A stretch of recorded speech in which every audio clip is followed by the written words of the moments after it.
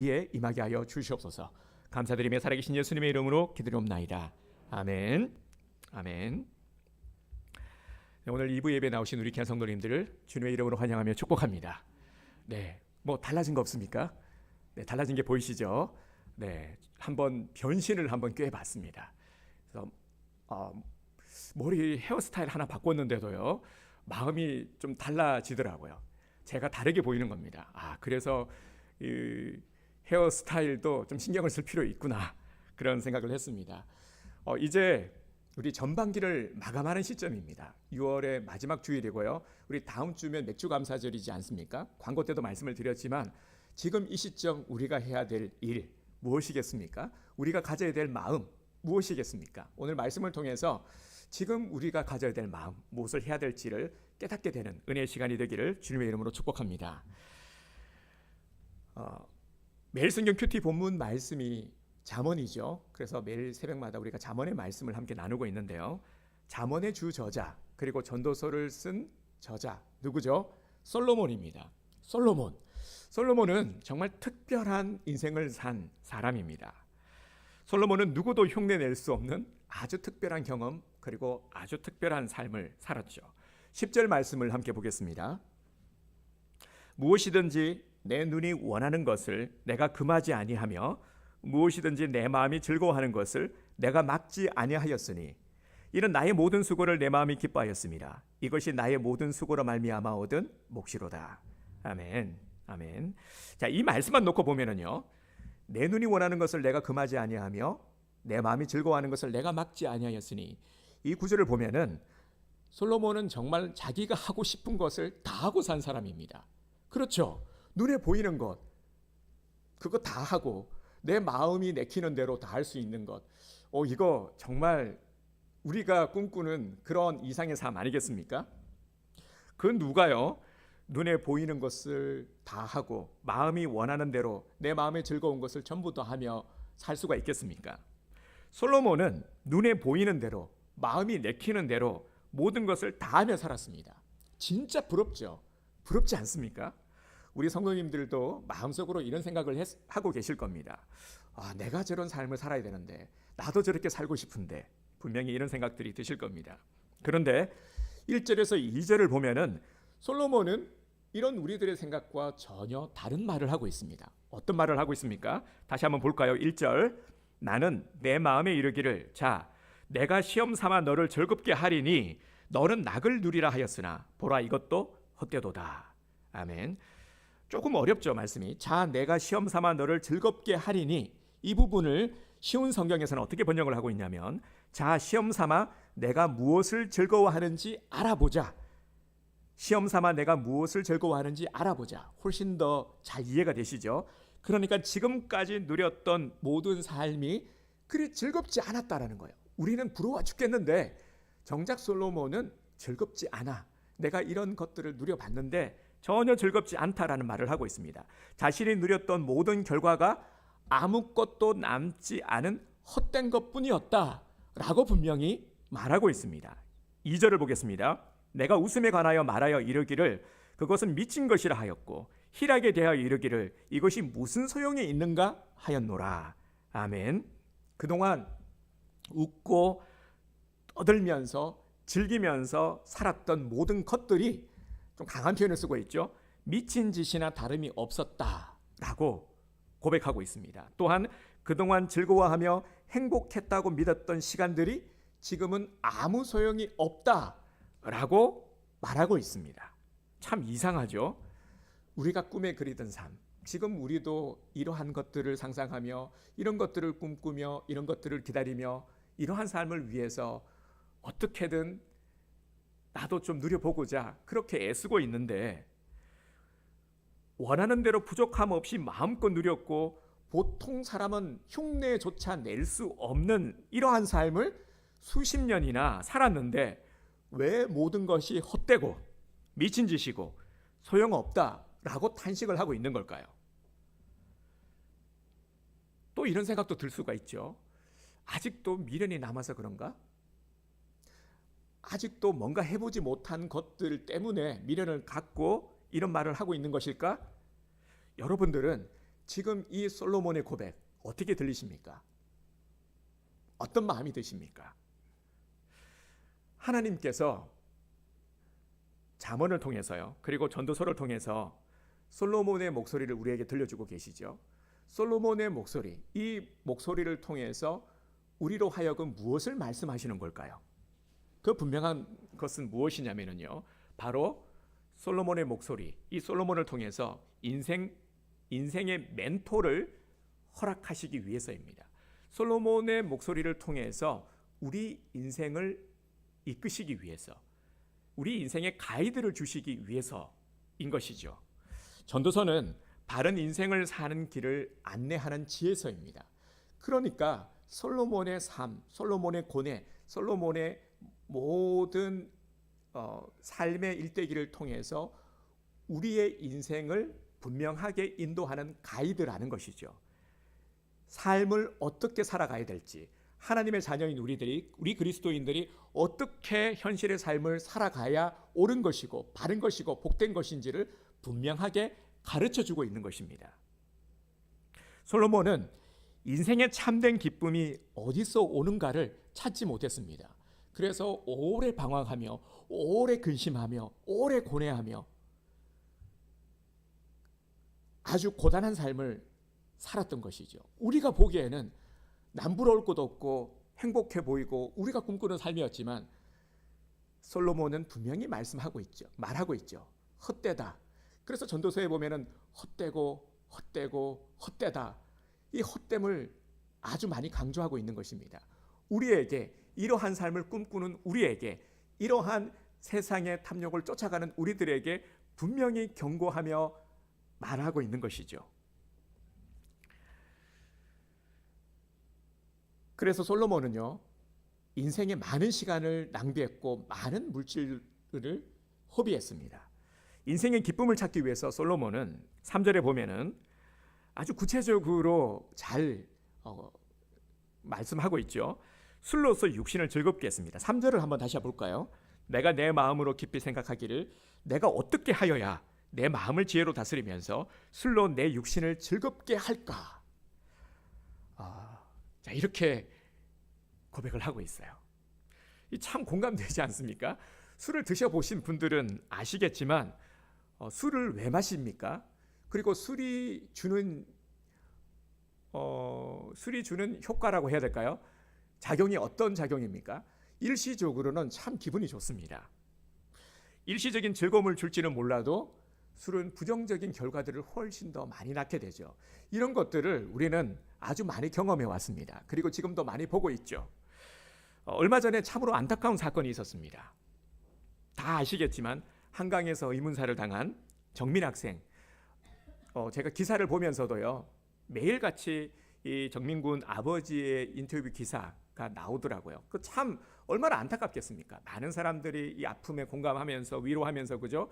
그러면서 석연치 않은 부분들에 대해서 자꾸 이렇게 불만을 표하고 있지 않습니까? 그런데 그 발단이 무엇이었습니까? 술이었죠.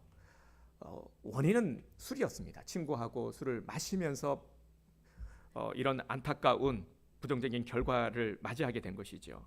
솔로몬도 그랬다라는 겁니다. 삶에 있어서 이 술이라는 것을 의지해보고 술이 주는 잠깐의 어떤 그런 즐거움을 만끽하기 위해서 애썼다라는 거죠. 하지만 일시적인 기쁨이 머무는 것 같았지만 깨어나면 더 큰 괴로움만이 더했음을 알았던 겁니다. 그래서 이것을 고백하고 있는 것입니다. 또 솔로몬이 어떤 노력을 했습니까? 4절에서 6절을 보면은 사업을 크게 벌리고 집도 크게 짓고 정원도 가꾸고 수목도 심었습니다. 그러니까 삶의 눈에 보이는 것들을 가지고자 하는 것들, 확장해 가고자 하는 것들, 더 많이 가지고자, 더 많은 세를 늘리고자 애썼던 것이죠. 권력을 가진 사람으로서 자신이 행할 수 있는 최선의 것들을 다 동원한 것이겠죠. 눈에 보이는 만족감을 통해서 기쁨을 얻으려고 했지만 얼마 안 되어 이 모든 것들도 다 실증이 났습니다. 그리고 7절을 보면 노비와 종들을 부리고 가축을 늘리며 왕으로서 군림을 했지만 그것도 소용이 없었습니다. 솔로몬 하면은 아주 유명한 것이 있죠. 천명의 아내, 금은 보화를 쌓아둘 곳이 없을 정도로 많은 재산을 가졌고 천명의 아내를 거느렸지만 거기에는 참된 기쁨이 없었습니다. 만족이 없었습니다. 이렇듯 세상 모든 자보다 뛰어난 지혜를 가졌다라는 솔로몬이었지만 솔로몬이 이 세상 가운데, 이 땅 가운데 기쁨을 찾고자, 그러니까 세상에서 기쁨을 찾고자 했을 때에 기쁨을 찾지 못했음을 분명히 말씀하고 있는 겁니다.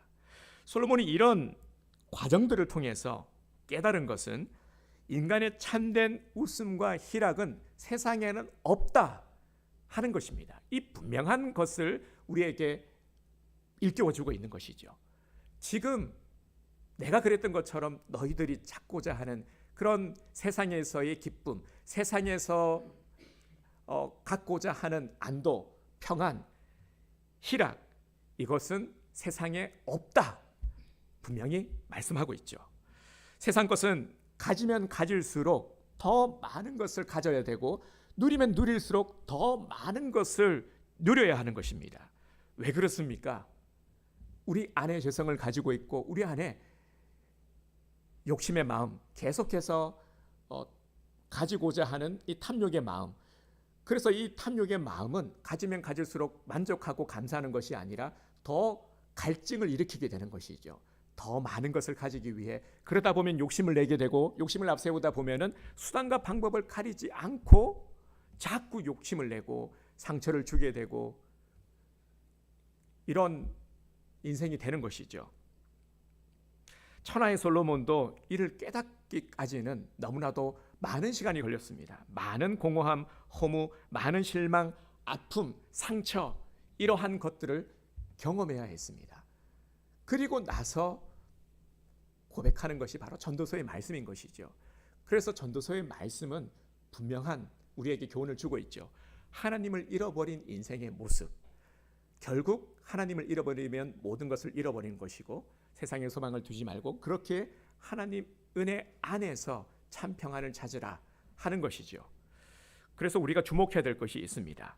솔로몬이 세상 것을 탐하면서 잃어버린 것이 무엇입니까? 솔로몬이 무엇을 놓쳐버렸기 때문에 이렇게 방황하면서 많은 마음의 어려움을 그리고 많은 회의감과 그리고 많은 시간, 이 방황의 시간들을 왜 보내야 했던 것일까요? 무엇을 잃어버렸던 것이죠? 솔로몬이 놓쳐야 될 것, 놓쳐버린 것, 잃지 말아야 될 것, 바로 무엇입니까? 바로 하나님입니다. 시편 42편 5절에 보면 이렇게 말씀을 하고 있습니다. 내 영혼아, 네가 어찌하여 낙심하며 어찌하여 내 속에서 불안해하는가? 너는 하나님께 소망을 두라. 그가 나타나 도우심으로 말미암아 여전히 찬송하리로다. 아멘. 우리가 현실의 삶을 살아가면서 참 뗄래야 뗄 수 없는 불안함, 여러 가지 근심과 걱정, 세상은 그렇죠. 세상은 그럴 수밖에 없는 것이죠. 그런데 이러한 세상을 살아가야 되는 우리들이 놓치지 말아야 될 것, 바로 하나님이십니다. 하나님을 놓쳐버리게 되면 우리는 당연히 그럴 수밖에 없다라는 거죠. 당연히 하나님을 믿지 않는 사람들은 걱정하며 불안해하며 두려움 가운데 살아갈 수밖에 없습니다. 하지만 우리는 그러지 말아야 하는 것입니다. 왜냐하면 하나님은 두려워하지 마라. 내가 너와 함께 하리라. 하나님은 모든 두려움을 이길 수 있는 유일하신 분이고 우리 삶의 모든 질고를 대신 지시고 우리를 의의 길로, 바른 길로, 선한 길로 인도하시는 분이기 때문입니다. 그래서 하나님을 믿고 있는 우리들은 방황의 삶이 아니라 현실의 곰핍한 삶이 아니라 그러한 가운데서도 우리가 다시 일어설 수 있고 그러한 가운데서도 살아갈 수 있는 힘과 용기를 얻으며 그렇게 얼굴에 웃음을 잃지 않고 살아가야 되는 자들이 바로 우리들인 것입니다. 이것이 우리들이 누려야 될 특권인 것이죠. 하나님을 잃어버리니까 세상이 두렵고 하나님을 잃어버리니까 내 삶이 불안한 겁니다. 하나님을 잃어버리니까 내 정체성을 잃어버리는 것이죠. 무엇을 해야 될지를 모르게 되는 것입니다. 그래서 방황할 수밖에 없는 것입니다. 하나님을 잃어버리면 결국 나를 잃어버리게 되는 것입니다. 여러분, 소율이 문답 제1번이 뭔지 아십니까? 항상 제일 먼저 나오는 것이 제일 근본적이고 중요한 것이죠. 그래서 소유리 문답은 우리가 이제 교회에서 성도들을 양육하기 위해서 만든 교리 문답입니다. 가장 전통적이고 성경적인 문답이죠. 그런데 그 1번이 뭐냐면요, 사람의 제일 되는 목적이 무엇인가 하는 것입니다. 여러분, 사람의 제일 되는 목적이 뭘까요?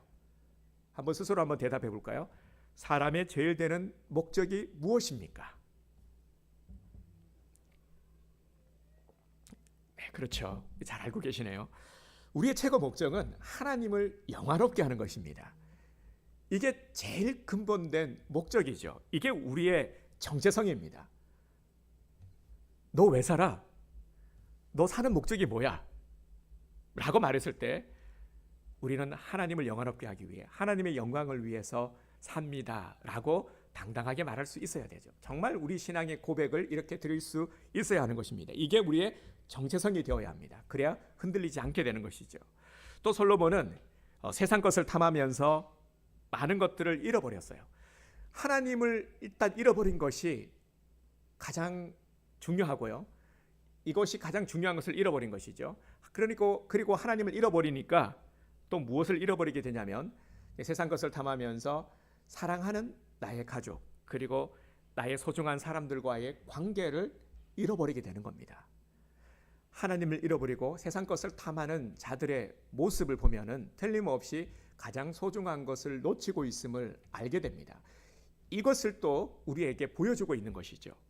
탐심이 가득하게 되면은 기쁨을 누리지 못합니다. 그리고 내가 돌봐야 될 자들, 내가 사랑해야 될 자들에게 마음을 주지 못합니다.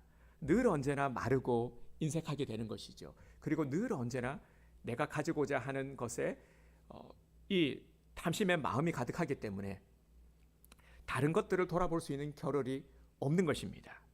이런 모습들을 오늘 우리들에게 소개하면서 인생의 참된 기쁨이 어디에서 오나 하는 것을 분명하게 가르쳐주고 있습니다. 여러분, 우리 인생의 참된 기쁨이 어디에서 오는 것일까요? 바로 예수 그리스도 안에 인생의 참된 기쁨이 있습니다. 예수님 없이 세상 것으로 인생의 기쁨을 채우려고 하는 자는 솔로몬과 같은 결과를 피할 수가 없는 겁니다. 예수 그리스도 안에 참 기쁨이 있다. 예수 그리스도 안에 참 희락이 있다. 예수 그리스도 밖, 내가 세상에서 그 기쁨을, 희락을 찾고자 애썼는데, 노력했는데 다 헛되다. 다 헛되다. 내가 행하고자 했던 것들, 내가 노력했던 것들, 그건 미친 짓이었다. 이런 과오를 범하지 마라. 참 기쁨은 예수 그리스도 안에 있다. 우리에게 분명히 말씀하고 있는 것입니다. 왜 예수님 안에 참된 기쁨이 있습니까? 예수님은 우리 인생의 막힌 통로, 정말 죄로 인해서 기쁨이 막히고, 그리고 또한 막힌 복의 통로를 주님께서는 활짝 열어주셨습니다. 죄로 인해서 이 죄의 문제를 해결하지 못해서 막힌 삶, 다친 삶, 두려움 가득한 삶, 이러한 삶의 문제를, 이 궁극적인 문제, 도저히 우리가 해결할 수 없는 이 문제를 예수 그리스도가 해결해 주신 것입니다. 이 땅에 오셔서 우리의 모든 질고를 대신 지시고 우리 죄의 문제를 해결해 주셨어요. 그래서 우리는 기쁨의 통로가 열리게 되고, 이제 은혜의 통로가 열렸기 때문에 은혜를 공급받으며 정말 은혜 받는 자의 모습으로 살아갈 수 있게 된 것입니다. 이 통로를 마련해 주신 것이 바로 예수 그리스도이시죠. 그래서 예수 그리스도 안에 참 기쁨이 있다라는 것입니다. 죄의 삭은 사망이요 하나님의 은사는 그리스도 예수 안에 있는 영생이니라. 아멘. 이 죄의 문제, 정말 죄로 인해서 우리가 하나님과의 관계가 단절이 되고, 죄로 인해서 우리는 영원한 멸망에 처할 수밖에 없는 우리의 신분, 우리로서는 도저히 스스로를 구원할 수 없는 그런 지경에 이르렀지만, 하지만 예수 그리스도로 말미암아 정말 예수님 때문에 우리가 죄의 문제를 해결함 받고 구원받는 하나님의 자녀가 된 것이죠. 하나님과의 끊어진 관계가 다시 연결이 된 것입니다. 우리 찬송가를 보면은 이런 찬송이 있죠. 죄짐을 지고서 고나거든 내 마음속에 주 영접하며. 인생의 고난 문제, 공고함의 문제, 해결할 수 없는 문제, 정말 우리가 인생하며 세상 하면은 딱 떠오르는 많은 그런 무게들, 세상은 그럴 수밖에 없다라는 겁니다. 우리 인생은 그럴 수밖에 없다라는 거예요. 그런데 그럼에도 불구하고 공고한 인생이지만 그러함에도 우리가 살아갈 수 있는 것은 바로 예수 그리스도가 있기 때문이죠. 예수 그리스도를 믿는 믿음이 있기 때문에 우리는 살아갈 용기를 얻고 살아갈 수 있는 힘을 얻게 되는 것입니다. 세상을 바라보면 소망이 없어요. 그게 정답이죠. 세상을 바라보면 겁이 납니다. 그리고 참 많은 부담이 생깁니다. 어떻게 내일을 열어가야 되고, 어떻게 사회생활을 해야 되고, 직장생활하면 어떻게 돈 벌고, 내 노후는 어떻게 되고, 이런 생각들을 하게 되면 끝도 없죠. 하지만 그럼에도 우리가 예수 그리스도를 바라보게 되면 예수 그리스도 안에서 우리는 내일을 열어갈 수 있게 되는 것이죠. 내가 무엇을 해야 되는지를 알면은 우리는 현실의 모든 두려움의 문제를 이겨낼 수 있게 되는 것입니다. 그리고 예수 그리스도를 바라보게 되면은 참 기쁨이 우리 안에서 회복됨을 느끼게 되는 것입니다. 소망을 회복하게 되는 것이죠. 세상을 바라보면 소망이 없고 답답한 마음, 다친 마음이지만 주님을 바라보게 되면은 열리게 되고 보여지고 넓어지고 내가 해야 될 일들이 많음을 알게 되는 것입니다. 내 정체성만 회복되어도 우리는 충분히 주님 주시는 그 참 평안, 기쁨을 맛보며 살아갈 수 있다 하는 것입니다. 그리고 가장 중요한 것, 죽음의 문제예요. 나는 부활이요 생명이니 나를 믿는 자는 죽어도 살겠고 무릇 살아서 나를 믿는 자는 영원히 죽지 아니하리니 이것을 네가 믿느냐? 아멘. 주님 믿습니다. 우리의 고백이죠. 고백을 드려야 되죠. 주님 믿습니다. 죽음의 문제, 결국 주님은요, 이러한 우리가 도저히 해결할 수 없는 궁극적인 문제들을 다 이미 해결해 주셨어요. 그리고 우리를 사랑하시사 우리에게 은혜 내려주고 계시는 겁니다.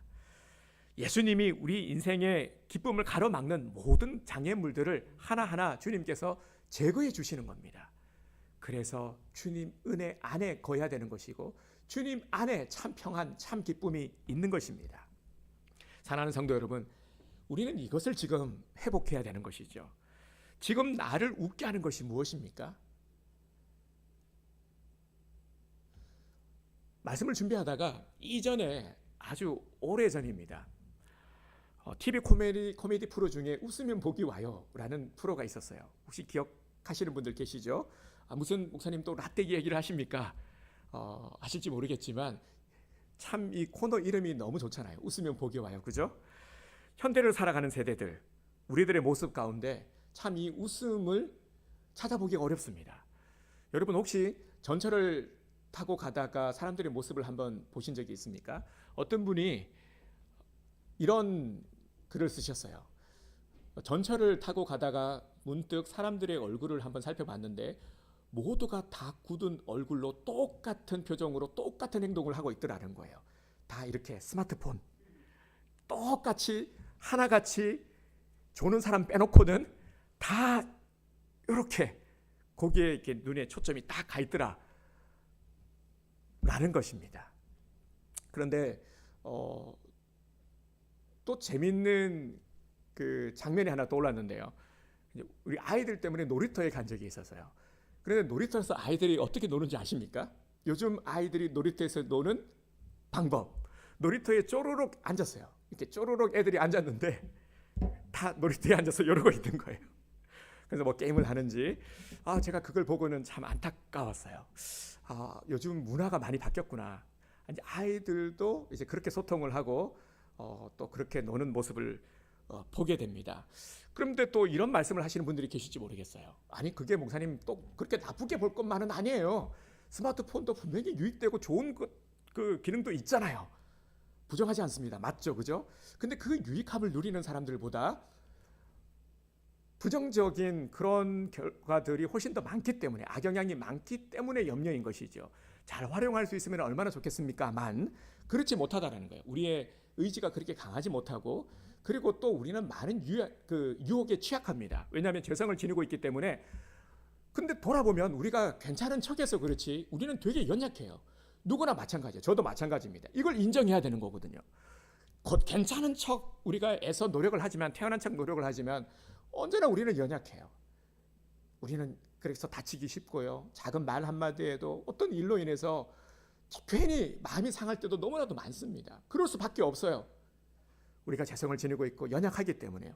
그래서 우리는 이것을 해결해 나가는 것이 방법이 너무너무 중요합니다.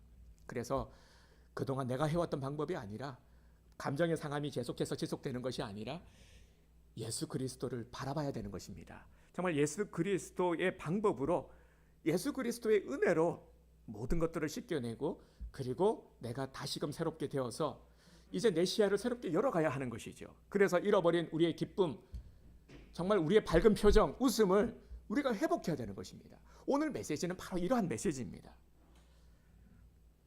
나는 어떻습니까? 나는 내 얼굴에서 웃음을 잃어버리지는 않았습니까?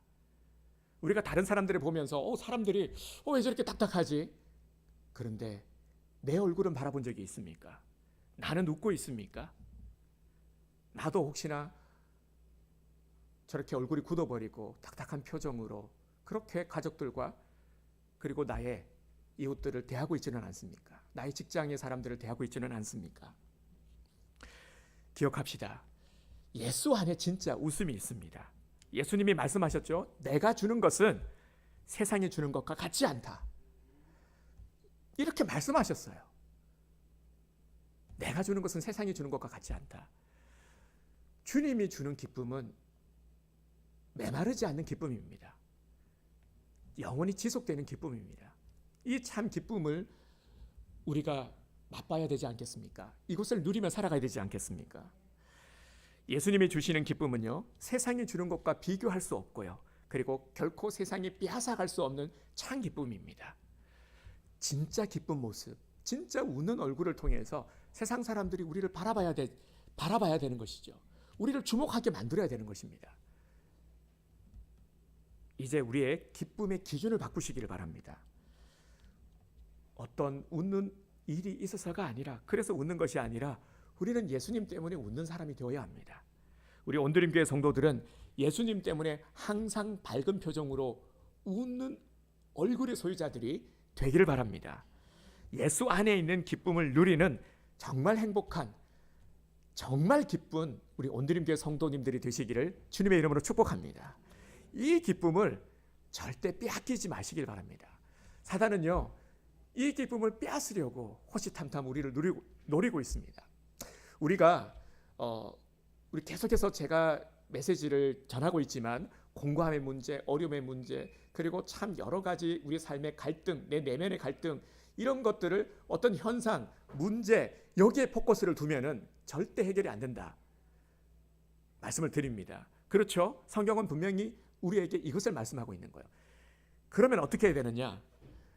그 원인을 알아야 되죠. 영적인 시야를 열어야 된다. 그래서 요즘 사단은 정말 교묘하게요, 스마트폰의 예를 들어도요, 스마트폰이 물론 유익함을 주고 많은 편리함을 우리에게 주기도 하지만 이 스마트폰 때문에 특히 우리의 자녀들, 우리의 다음 세대들이 얼마나 지금 마비되어 있는지 모릅니다.